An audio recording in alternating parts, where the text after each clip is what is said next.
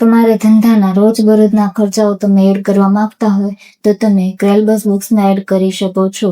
તેના માટે તમારે એક્સપેન્સ સેક્શનમાં જવાનું રહેશે.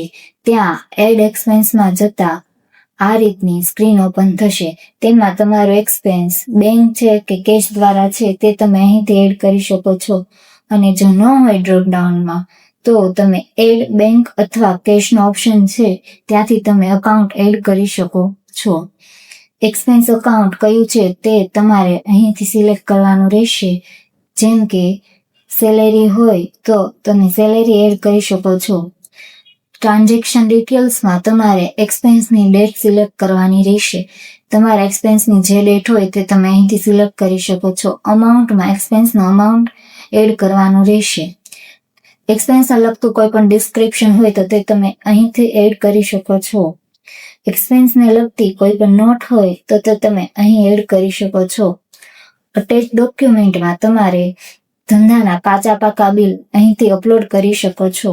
સેવ એક્સપેન્સ પર ક્લિક કરતા એક્સપેન્સ સેવ થઈને લિસ્ટ પેજ ઉપર શો થશે. લેજર અકાઉન્ટમાં જો તમારે અકાઉન્ટનું લેજર જોવું હોય તો તમે અહીંથી જોઈ શકો છો. જેમ કે સેલેરીનું લેજર જોવું છે તો સેલેરી ઉપર ક્લિક કરતા તમને તેની બધી એન્ટ્રી અહીં શો થશે.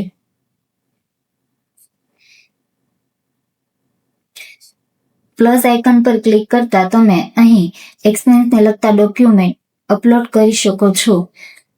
એડિટ પણ કરી શકો છો અને એક્સપેન્સની જેવી પણ અહીંથી તમે જોઈ શકો છો.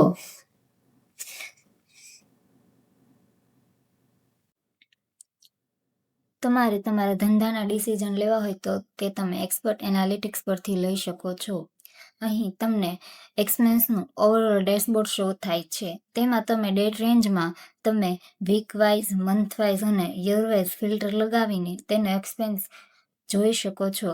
નીચે total expense, average expense, daily average expense અને લાર્જ એક્સપેન્સ કેટલાનો છે તે તમે જોઈ શકો છો.